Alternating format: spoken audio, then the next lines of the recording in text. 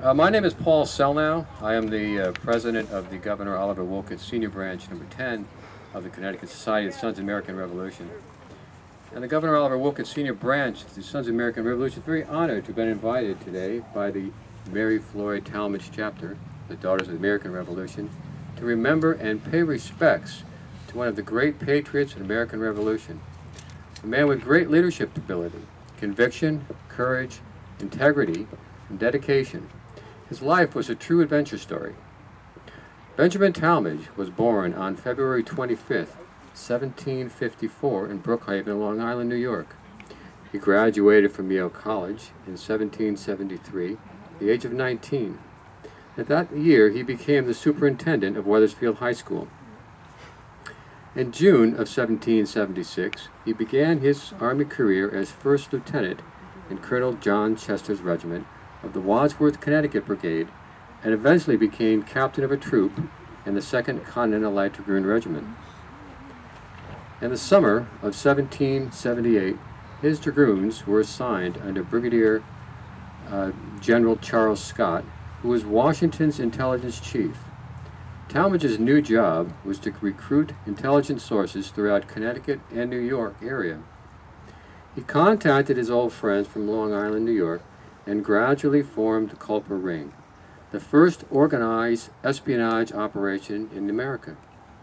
When Charles Scott had to go home because of family problems in the fall of 1778, Tallmadge was promoted once again and began to report directly to Washington. Tallmadge was to take all precautions that his ring would remain extremely secret. In fact, it was so secret that Washington didn't even know who the people in the spy ring were.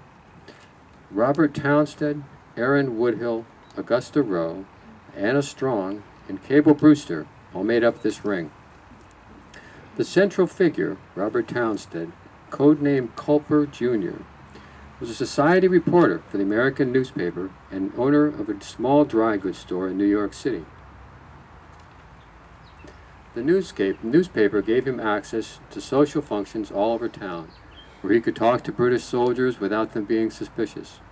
The dry goods store gave him access to people in and outside the city that were in need of goods and sometimes a little bit of extra information. In order to pass the information from New York City to General George Washington in upstate New York without being caught, the Culpers created an elaborate scheme. And this is the way it worked. Townsend would gather information about the British soldiers in New York City. Augusta Rowe would drop by his store every once in a while to buy some goods for people in Long Island and put in a request in writing from John Bolton. Bolton was the code name for Tallmadge, and the request was a coded letter. Townsend would then give Rowe the requested goods, and Rowe would then leave. When no one was looking, Townsend would sneak back up to his room atop the shop where Tallmadge had written his answer, and he would answer that letter. Rowe would stop by again at Townsend's room and take the letter and the answers and hide them in the packages. Rowe was a courageous man and not afraid of riding great distances. He would ride 110 miles to Setauket, New York, as fast as he could. Once there, Rowe dropped the letter off in a field where he had rented to tend his cattle. He would tend his cattle and place the letter in a prearranged drop box. After Rowe had gone, Aaron Woodhill, codenamed Culper Sr., would enter the field and pick up the letters. Woodhill would add his own information and then look across the bay to see where Anna Strong had placed her black petticoat on the clothesline. I know this is my favorite part, too. The petticoat was a signal from across the bay, and the number of handkerchiefs on the line would tell him exactly where Brewster was hiding and on which cove on the shore that he was in. Under the cover of darkness, Woodhill will sneak back into the cove and give Brewster the message. Brewster would row across Devil's Belt to Fairfield, Connecticut, and give Benjamin Tallmadge the letter. Finally, the letters would be passed all the way to Washington and New Windsor, New York, by a series of mounted dragoons placed every 15 miles. There were many close calls which resulted in tight security. The spy ring took him into extraordinary encounters including the involvement and capture of Major Andre in the fall of 1780, which was instrumental in exposing Benedict Arnold's treason. It was also said that if Tallmadge had his way, Arnold may not have had the time to escape arrest. Tallmadge was brevetted lieutenant colonel in 1783 and was present when George Washington bid farewell to his troops in New York City that year. On March 18, 1784, Benjamin Tallmadge married Mary Floyd, daughter of General William Floyd, a New York representative in the Continental Congress and signer of the Declaration of Independence, and later the governor of New York. Mary was indeed a daughter of the American Revolution. Benjamin and Mary resided here in Litchfield on North Street, and together they raised 7 children, one of whom was named George Washington Tallmadge. Mary Floyd Tallmadge died on June 3, 1805, at the age of 42, and is buried here beside her husband. Benjamin became a successful merchant and bank president, and from 1801 to 1817 he was elected representative of the United States Congress, after which time he refused re-election. Benjamin Tallmadge died in Litchfield on March 7, 1835, at the age of 81. The Sons of the American Revolution salute you, Benjamin Tallmadge, and you, Mary Floyd Tallmadge. God has blessed us all through their lives. At this time, I would ask Alexa to come forward and place the flag. And thank you. And if the Band of Urans could accompany her with placing of the wreath. Detail. And John? I'm sorry. Present arms. Thank you.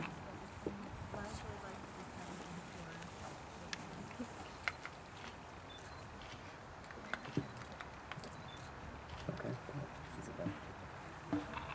Liza, can you speak first?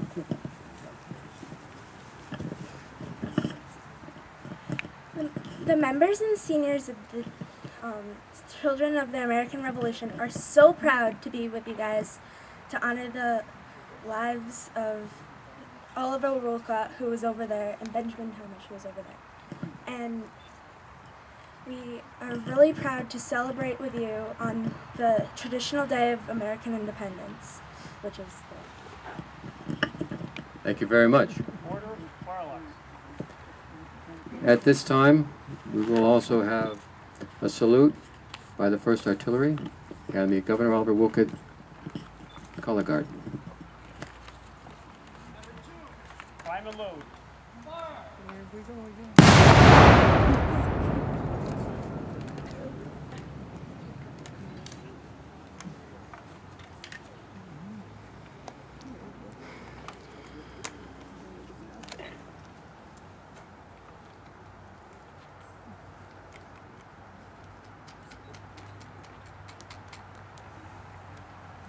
Elevated left oblique.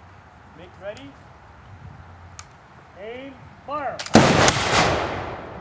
Climb and load.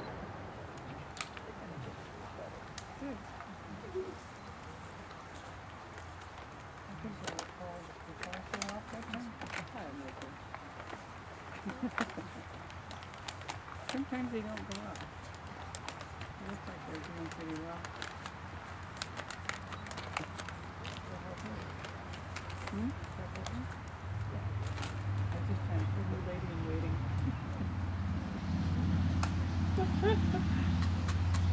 Very good. Very good. What about that?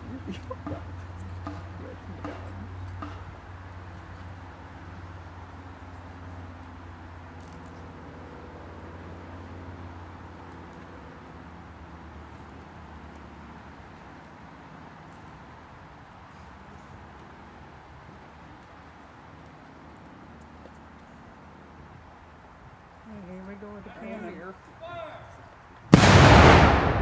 Make ready. Elevate left oblique. Aim. Fire. Climb and load.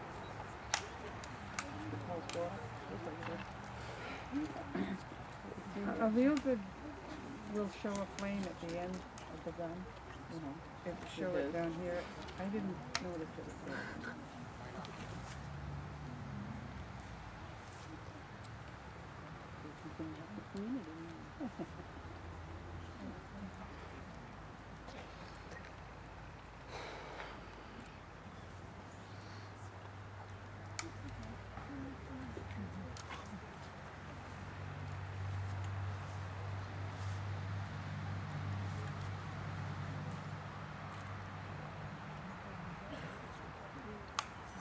trouble getting reload.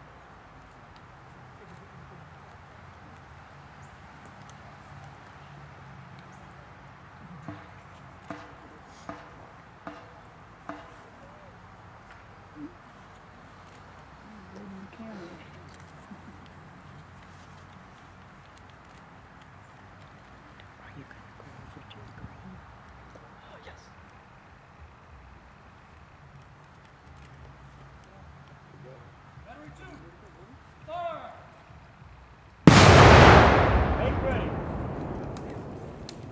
Elevate left oblique. Aim. Fire. Order. Fire line. Order.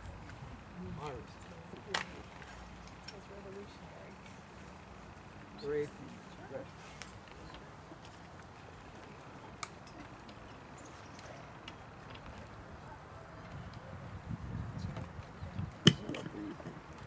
At this point, I'd like to have Jerry Ackerman please come forward for a benediction. And all our joy and thanksgiving enable us to remain a nation under God, and give us grace and goodness to minister to mankind in His name. Amen.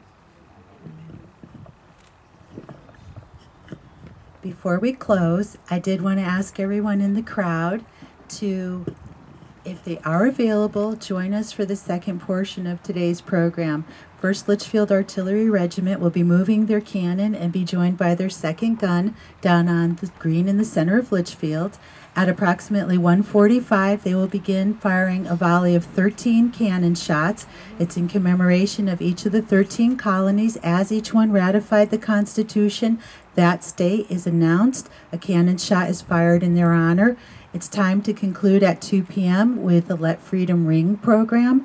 That means that the bells of the churches in Litchfield will begin ringing at 2 p.m. That'll be done simultaneously across the nation as the Liberty Bell rings, bells ring in Arlington National Cemetery, and bells ring on our green. So if you're able to come down to the green, if you arrive by 1:30, you'll be in place for an absolutely amazing second portion of today's ceremony. I'm going to give Paul the microphone.